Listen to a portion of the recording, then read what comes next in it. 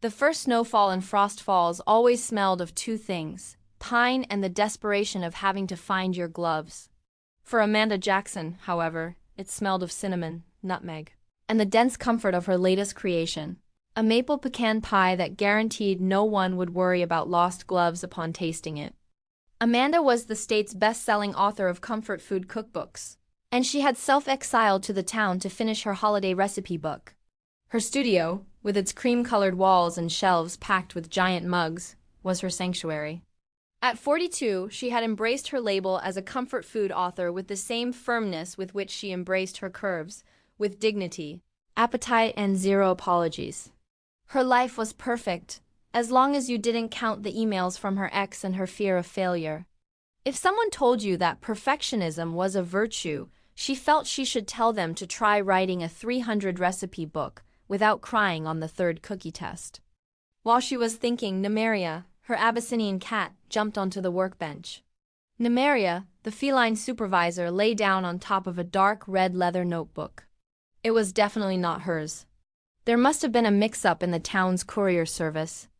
Amanda opened it curiously, smelling the cold metallic aroma of paper that had been too close to chemicals. They weren't recipes, they were culinary equations. Emulsion A, 32.5% MCT oil, 67.5% dashi broth reduced to 60 degrees Celsius. Objective: stable 0.8 micron microbubble for 4 cloud. She read softly. Microbubble, dashi, for a cloud? This sounded like someone was trying to cook a laboratory. A laboratory that smelled of molecular frustration? And what the heck was MCT oil, a new drug or a trendy diet ingredient? She flipped through the pages with ironic fascination.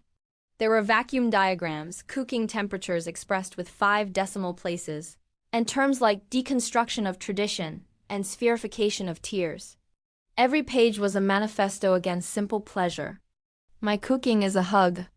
This is a doctoral thesis written by someone who has never truly needed to eat for comfort, she muttered, feeling the urge to add a note of cinnamon and a splash of rum. The author of this must see the kitchen as a battlefield where the ingredient must be subdued, not honored. It lacks soul. It lacks a pinch of that generosity that makes you feel safe. She continued reading, each page a window into its owner's controlled soul. On the margin of a recipe for a winter spice gel, she found a small pencil note that read, "Ensure the presentation is impeccable. Control is everything." Amanda snorted. Control might be everything in a kitchen, but in life, control was the perfect recipe for loneliness. On one of the last pages, she found a handwritten note, Michael Evans, chef, opening January. The summit, great. She had been sent a fine dining chef who apparently only cooked to impress an audience of critics, who would never eat 3 portions of lasagna.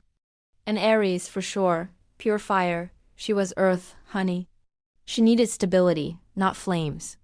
She didn't need a handsome young chef to make her feel too old or too curvy for his sophisticated world. The age difference was almost a decade, and the culinary gap, a universe.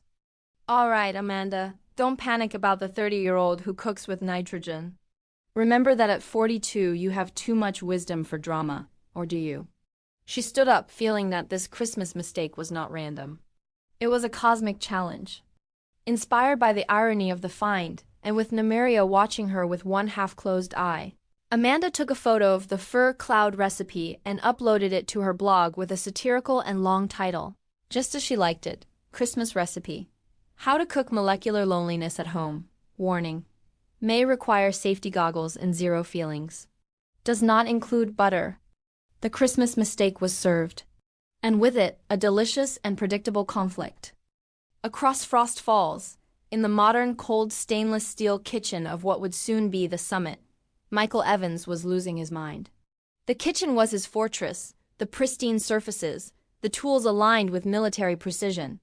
He held in his hands the most handled, greasy, comfort-centric cookbook he had ever seen, Amanda Jackson's. It was full of cat drawings, chocolate splatters, and notes like, "If you add an extra quarter cup of butter, the universe forgives you." There was a note in capital letters that read, "Sugar is a human right, not a privilege." It was culinary heresy. Michael, at 30, was ambitious and methodical. He had invested every penny and every hour of sleep in this restaurant. He was a week away from a crucial Christmas press and charity event. He needed his notebook for the complex recipe of his signature dish, and instead he had an apology for diabetes. His notebook, a tome of control and accuracy, had been replaced by a manifesto of indulgence. This isn't cooking, it's edible therapy, Michael thought, feeling the pressure. His cooking wasn't just art. It was his need for validation, his need to prove he was good enough for the sophisticated world. His technique was his shield against chaos. He frowned at a diagram that seemed to be a meatloaf with a happy face drawn in the margin. How could anyone work without a standard? Just then, his sous chef, a young man as nervous as he was, timidly approached, showing his phone. He had forwarded Amanda Jackson's viral post, How to Cook Molecular Loneliness. The photo of his fur cloud was cruelly ridiculed under the comment. When you try to impress a critic, you forget to feed a human. Try adding some love. And butter. Michael felt that he hadn't just lost his notebook. He had been publicly humiliated by the queen of cozy food. His insecurity about the authenticity of his cooking versus the town's traditions. Fear he had been harboring since he decided not to follow his father's law career had been exposed by a woman who, from what he saw, only dedicated herself to making people fat and making obscene portions of pecan pie. The criticism burned him to the core of his insecurity. She had attacked his most vulnerable point, the idea that his art was cold. She doesn't understand control, discipline. This is technique, not a grandmother's hug, he told himself, feeling the Aries rage swell in his chest. She doesn't understand that precision is respect. Respect for the raw material, for the balance, for the customer's palate. Love doesn't measure acidity, Amanda Jackson. My work is the culmination of years of effort, not an act of blind faith. And my fur cloud is not a joke.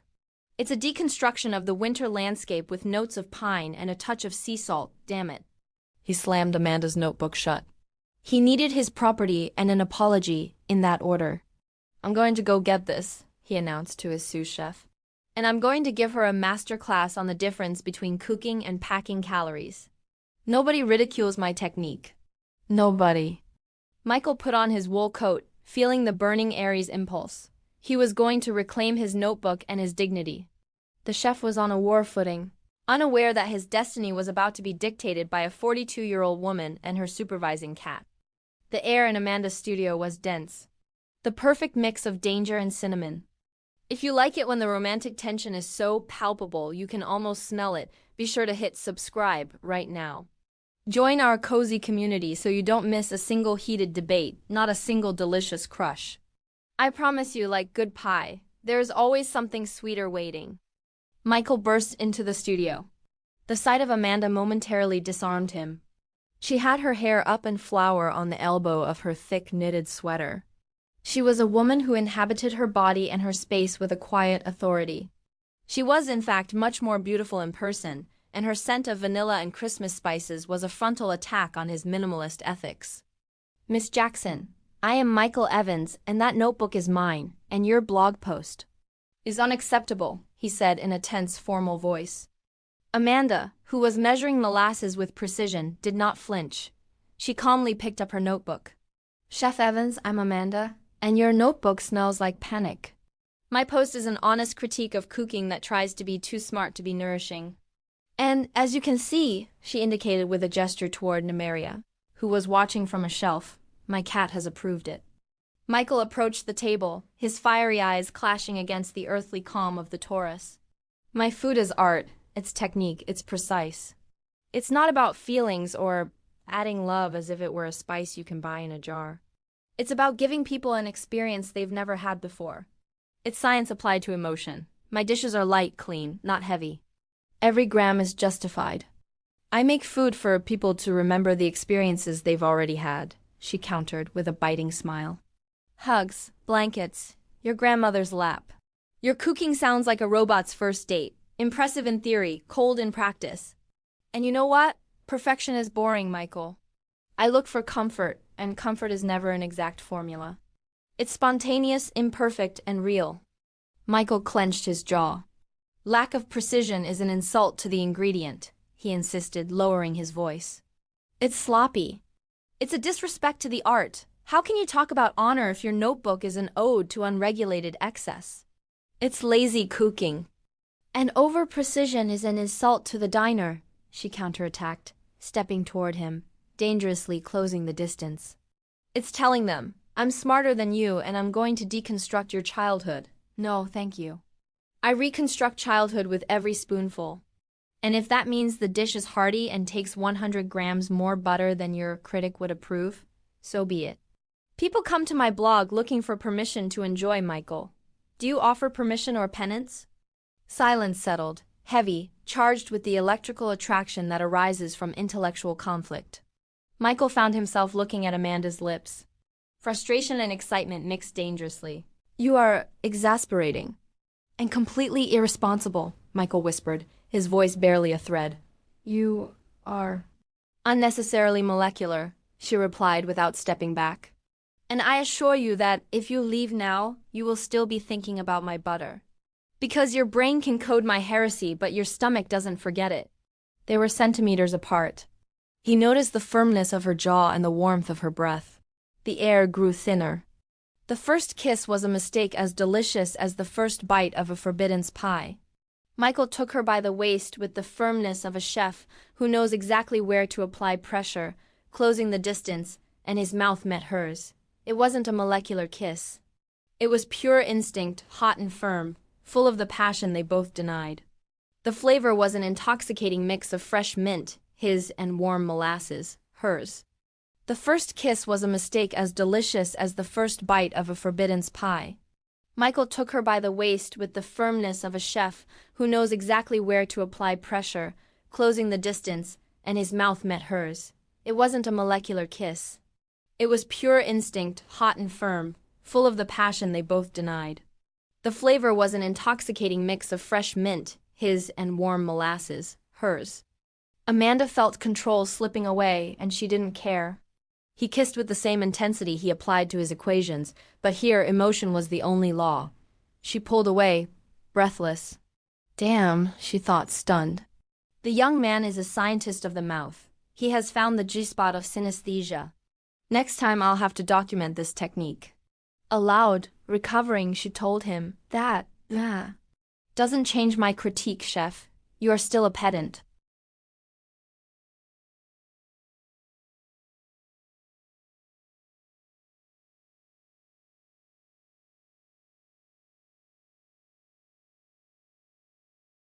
She nodded, returning his rusty leather notebook.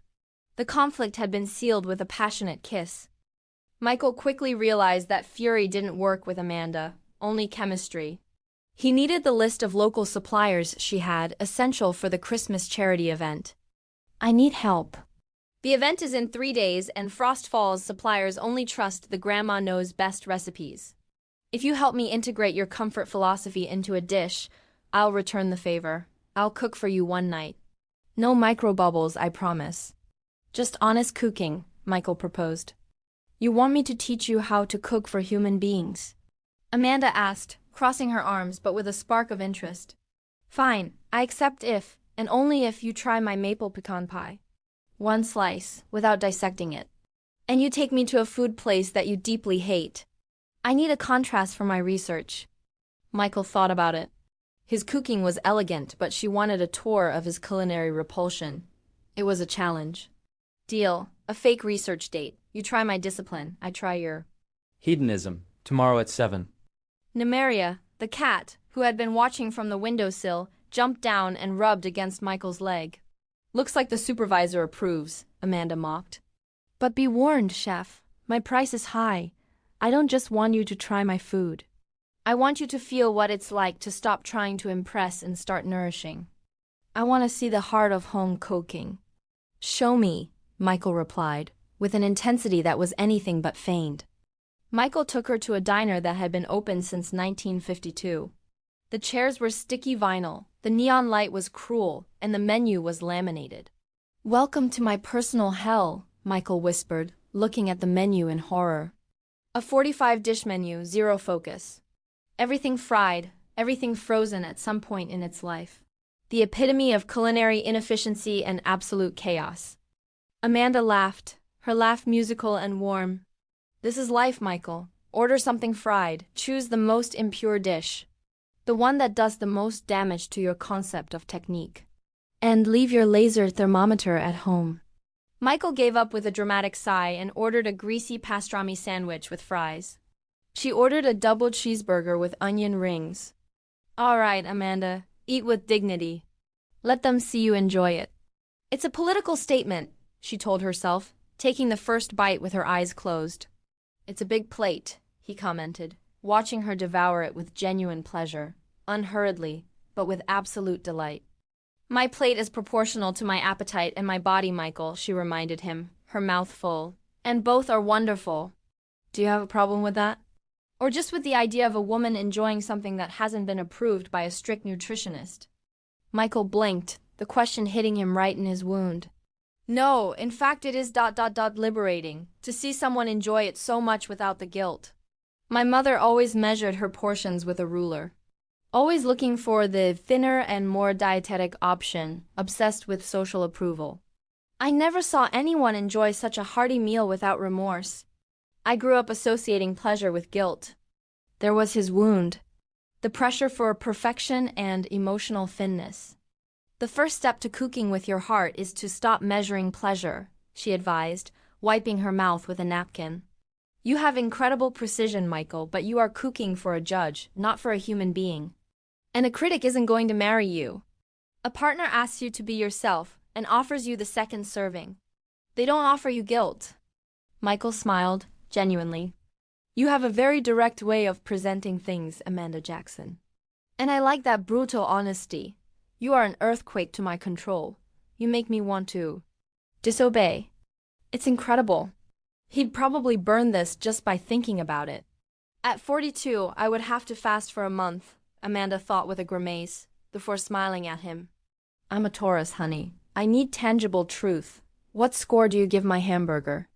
A 5. It's functional, boring, but your pecan pie is a 10. It's a state of mind that forces me to rethink everything. The eye contact was long and promising. The research date had ended in an erotic chemistry class, and Michael had learned that the best food was the kind that didn't make you feel alone. Amanda visited the summit's kitchen. It was a cold temple of polished stainless steel, soulless. But Michael let her take control. She put an apron over her sweater and demanded he take off his immaculate chef's jacket. The art of kneading is not done with a shield, chef. It's done with your elbows and without fear of fat. Feel the dough, Michael. Don't take its temperature. The dough should feel alive, moist, not tense. If you knead it with fear, it will taste of fear. If you knead it with confidence, it will taste like real bread. Trust your hands, not your thermometer, she instructed him. She taught him to knead bread without an infrared thermometer, to trust the smell and the feel of the dough under his fingers. She closed her eyes, inhaled the warm air, and declared, "It's ready for the second rise. I can feel it." He laughed at the amount of butter she used, although she reminded him that butter is the glue for broken souls and the engine for good pies. And you don't ask how much butter there is, you just thank it. You are my culinary opposite, Michael admitted, his hands now covered in flour, feeling strangely childlike and free. But I understand the philosophy. It's a form of respect for the body, isn't it? Giving it what it truly craves, not what it thinks it should crave. I always cooked what I was supposed to because of external pressure. Exactly, she nodded. And you crave authenticity, Michael. That's why you are so good. But your technique is suffocating your heart. You are holding back.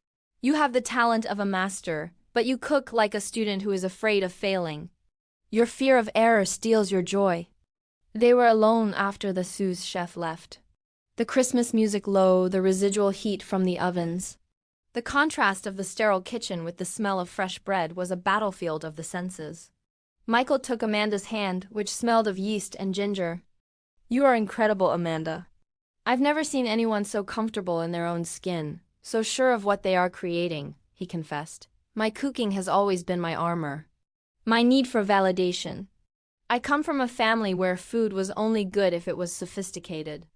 It was never enough to just be a home dish. There was constant pressure to prove myself. Now I just want to cook for you. Amanda felt a pang of empathy. He too was running from failure. There is no shame in comfort, Michael. It's what reminds us that we are worthy of a little ease and of being nourished. Your value is not in the number of Michelin stars you earn. Your value is here, she said, gently touching his chest. He pulled her into the small office next to the kitchen, a space with dim light and cloth cushions. Tonight, I don't want to impress, Michael whispered, cradling her face. I just want to be... Just be Michael, not Chef Evans. I just want to be real. Michael's office was a monument to control, with binders and ventilation plans. But at that moment, it became a bubble of heat and disarray. Michael removed the pins from Amanda's bun, freeing her long hair. She unbuttoned the first buttons of his shirt. The contrast of her soft skin against the firmness of his chest was electric. He wasn't afraid of her curves. He venerated them with an attention she hadn't received in years. He explored her body with the same reverence he applied to a rare ingredient, knowing that haste would ruin the flavor. His touch was firm, but his intention tender. The intimate moment arrived. It was intense, but with an unexpected tenderness. His kitchen out there was designed for precision, but the brush of his skin against hers was the only measurement that mattered. He cooked love as he lived, intense, unafraid of complex flavors, but incredibly tender in presentation. The air felt warm, dense, charged with a desire that was pure instinct. This felt like absolute ecstasy, the certainty I needed, she thought, feeling how the pleasure anchored her to the present. It was a dish with ingredients she had never tasted, yet it felt strangely like coming home. A sensual comfort food.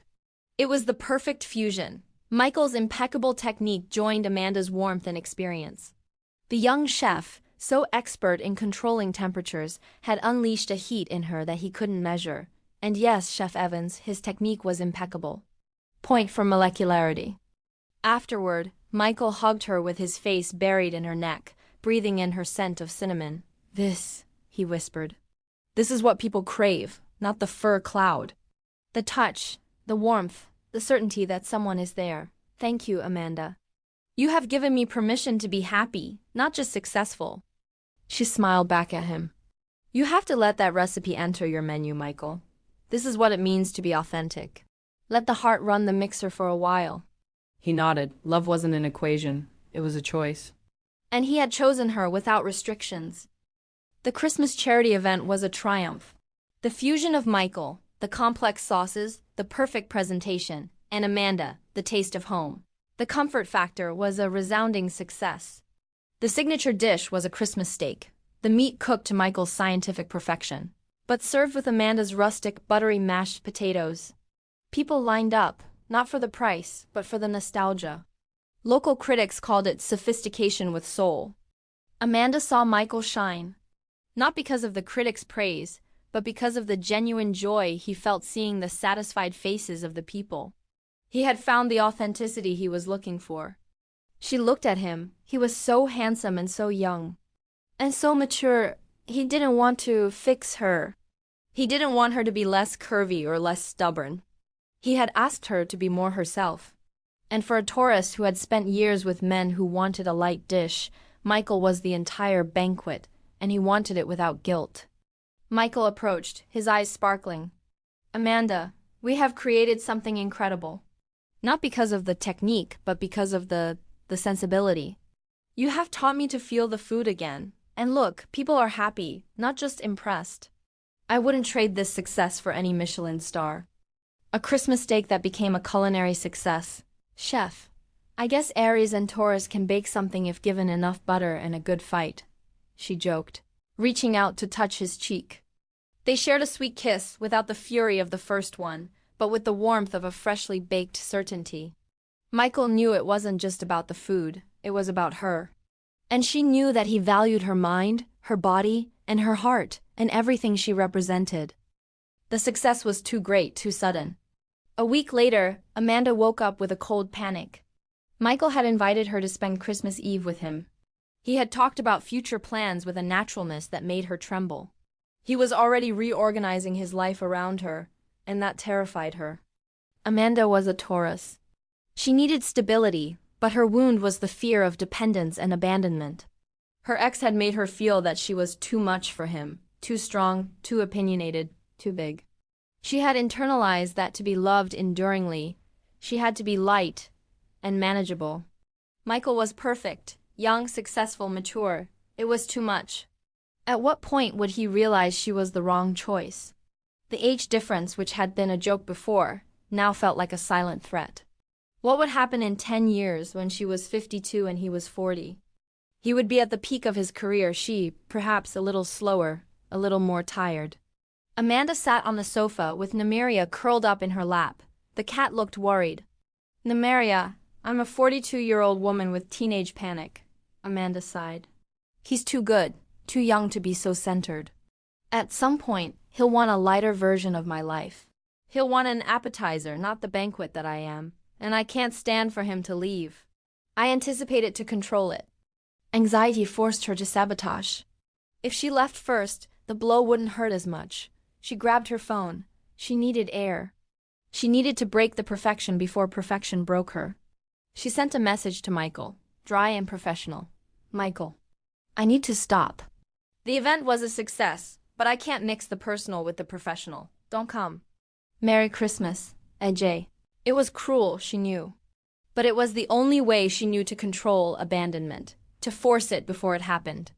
She put on her perfectionist armor, stood up and began baking cookies, but this time, with almost military precision, without a pinch of love. The cookies tasted like fear. Michael showed up anyway. He didn't burst in, he didn't yell. He simply knocked on her studio door on Christmas Eve afternoon. Amanda opened it, her face tense, the smell of Sola's cookies floating in the air. "I told you not to come, Michael. And I told you the first time we met that you were exasperating, but that didn't stop me," he said, with unusual calm. In his hand, he didn't have flowers or champagne. He had a very old recipe notebook, stained with chocolate. It was Amanda's notebook. Michael handed her the notebook. "I've had it kidnapped since the first day. I couldn't find the right moment to give it back to you. Until today, I came to give this back to you. It's stained with my coffee. I'm sorry. And I'm here because I don't believe your professionalism excuse. Tell me the truth, Amanda. Tell me why you are running." Amanda felt control slipping away. "It's not because of the notebook. It's because of us. We don't work. I'm not suited for this. I am a lot. I'm the loud big version of life that ages faster than yours. You deserve a simpler, younger choice, one that doesn't have so many scars." Michael entered without permission. He sat down on the sofa where Nimeria was. The cat, who had been ignoring Amanda, rubbed against Michael's chest as if validating his presence. "Your wound is the fear of dependence, Amanda," he told her calmly. "You think you are too much to handle, too curvy, too stubborn, too old. You believe a successful young man can only be a critic, not a partner. You are doing the same with our relationship as you did with your recipes. You think you have to cut it in half for it to be acceptable. You are anticipating guilt and abandonment, when all I've done is give you space and admiration. Do you think I haven't noticed your panic? Of course I have, but I love your intensity. I don't see it as a flaw, I see it as the depth that my own life lacks." Michael opened the notebook. "Here on your grandmother's cookie recipe, you have a note in the margin. Don't be afraid of the extra butter. You taught me that comfort comes from excess. Why do you deny it to yourself? Why do you think I'm looking for the dyed version of Amanda Jackson? I don't want it. I want the banquet." Michael looked at the place Nimeria had chosen. The cat understands. Nimeria never chooses the lighter option. She chooses the most comfortable, warmest option, the one that doesn't make her doubt. "I am Aries, Amanda. I am fire, fire consumes, fire is fast, but fire needs firm ground to burn well.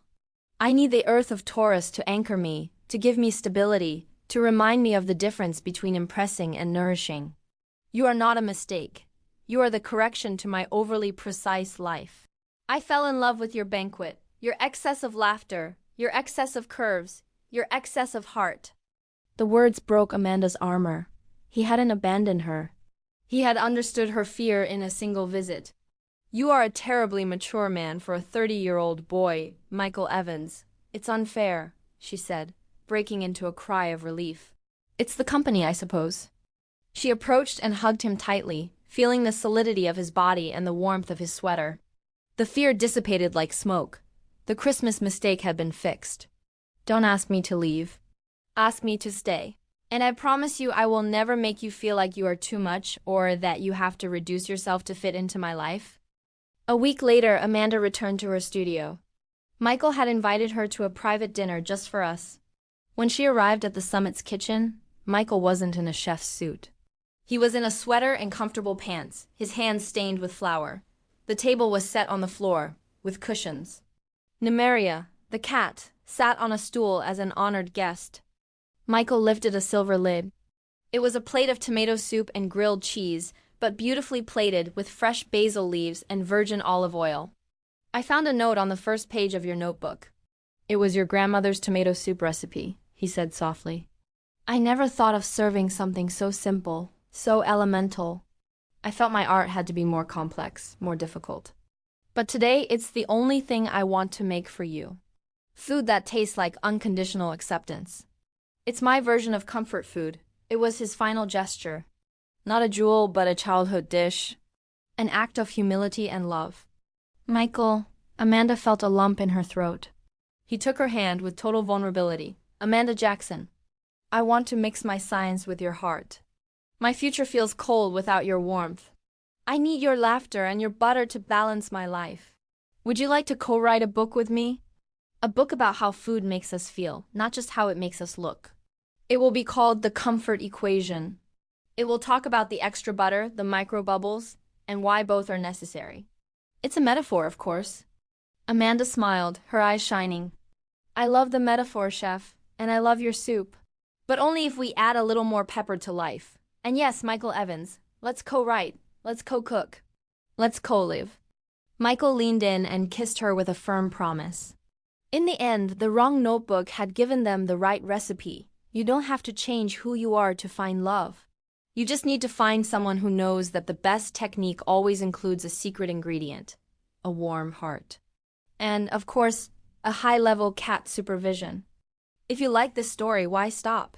We have dozens of cozy stories waiting. Subscribe to Cozy Romantic by Marylena and click, and let's check out another story.